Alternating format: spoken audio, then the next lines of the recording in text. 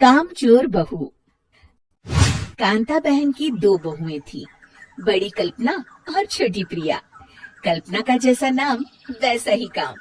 सारा दिन कल्पनाओं में रहती, न कोई काम करती न कोई धाम। अरे कल्पना बहू, जरा अच्छी सी चटनी पीस दे, आज कुछ मजेदार खाने का मन है।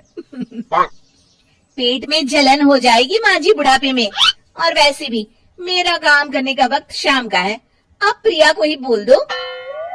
इतना कहकर कल्पना वहां से चली जाती है। कांता कल्पना के ऐसे रवैये से काफी परेशान रहती है। मैं बना देती हूँ माँ चटनी, ऐसा बोलकर प्रिया माँ को चटनी बनाकर प्लेट में खाने को देती है कि तभी वहाँ कल्पना आ जाती है। अरे वाह चटनी, जरा चख कर तो देखो, बड़े दिन हो गए। अरे नहीं बहू, तो रहने ही दे चटनी खाना, पेट में जलन हो जाएगी।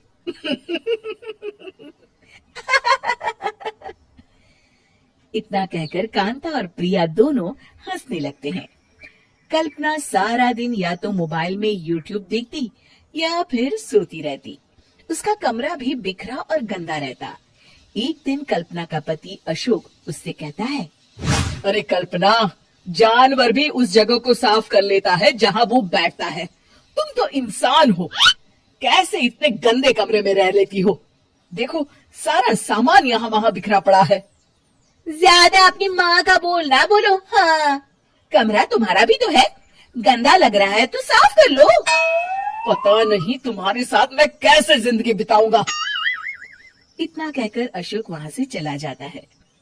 कल्पना बस खाना खाने कमरे से बाहर आती और फिर से कमरे में चली जाती। इससे कांता बहन काफी परेशान रहती। एक दिन प्रिया कांता से कहती है, माँ, मैं सारा दिन काम करके थक जाती हूँ, आप कल्पना दीदी से कहिए ना कि सुबह और शाम का काम बांट ले, मैं तो अब सिर्फ एक वक्त का ही काम करूँगी। हाँ। अरे तू वो भी ना करना, एक बहू तो कामचोर थी ही, दूसरी भी आ गई काम ना करने के बहाने लेकर। तभी वहाँ प्रिया का पति रमेश आ जाता है। माँ, मैं देख रहा हूँ भाभी कोई काम नहीं करती, प्रिया सारा दिन घर और रसोई का काम करती है, अब कुछ करो ना माँ। कांता मन में कुछ सोचती है और कल्पना के पास जाती है। कल्पना फोन पर मेकअप करना देख रही होती है।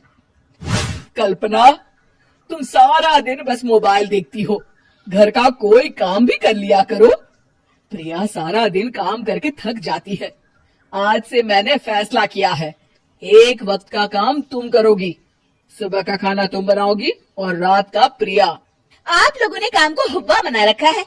अरे पता नहीं थोड़ा सा ज्यादा काम करने में आप लोग घबरा क्यों जाते हैं। और हाँ, बहुत ज्यादा प्रिया की तारीफ मत करिए मेरे सामने, बड़ी बहू तो मैं ही रहूंगी। मैं कुछ नहीं जानती, कल सुबह मुझे वक्त से खाना चाहिए, रसोई में आ जाना, वरना कल से तुझे खाना नहीं मिलेगा। अगली सुबह कल्पना रसोई में नहीं आती है। वो देर से सोकर उठती है और बाहर आकर कहती है, अरे भूख लगी है, आज खाने में क्या है? इतनी देर हो गई, आज किसी ने मुझे उठाया भी नहीं, पता नहीं कहाँ है सब। कल्पना को घर में कोई नहीं दिखता। वो रसोई की तरफ जाती है जहाँ बड़ा सा ताला लगा होता है। अरे रसोई में ताला, ओ मैं तो भूल ही गई थी, माँ ने आज से सुबह का खाना मुझे बनाने को कहा था। हे भगवान, इतने लोगों का खाना बनाना क्या आसान है। तभी घर के सारे सदस्य बाहर से वापस आते हैं। वाह माँ जी, मजा आ गया छोले भटूरे खाकर। मेरे मुंह में तो अभी भी स्वाद आ रहा है। अरे कल्पना, तेरे भरोसे रहते तो हम तो भूखे ही रह जाते। कल्पना को बहुत गुस्सा आ जाता है। अब बहुत हो गया, आज से मैं अपनी रसोई अलग कर रही हूँ, मैं अपना खाना खुद बना लिया करूंगी। कल्पना अपनी रसोई अलग कर लेती है, पर आए दिन उसका देर से उठना और काम न करने की आदत से वो भूखी ही रह जाती थी। उसी के सामने घर के लोग अच्छे अच्छे पकवान खाते और कामचोर कल्पना को जैसे तैसे ही खाना बनाकर खाना पड़ता। पर एक दिन तो हद ही हो गई।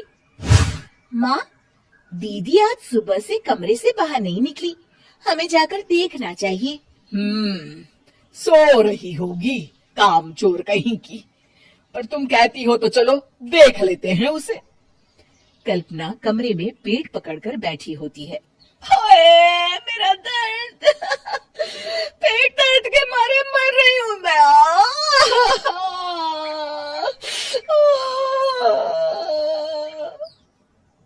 अरे दीदी, क्या हुआ? पेट में दर्द क्यों हो रहा है? डॉक्टर को दिखाया आपने? माँ, कल्पना खड़ी होती है और माँ जी के पास आती है। मुझे माफ कर दीजिए, अब से मैं सारे काम में मदद करूंगी, कभी आलस और काम चोरी नहीं करूंगी। हाँ हाँ, वो तो ठीक है, लेकिन अचानक क्या हो गया जो तू काम करने को तैयार हो गई? कामचोर कल्पना। माँ, लगातार बासी और उल्टा पुल्टा खाना खाने के कारण मेरे पेट में इन्फेक्शन हो गया है। काम न करना पड़े इसलिए मैं 2 दिन का खाना एक दिन ही बना लेती थी। बासी और खराब खाना खाने के कारण लेने के देने पड़ गए। पेट में दर्द हो रहा है। चलो अच्छा हुआ, देर आए दुरुस्त आए।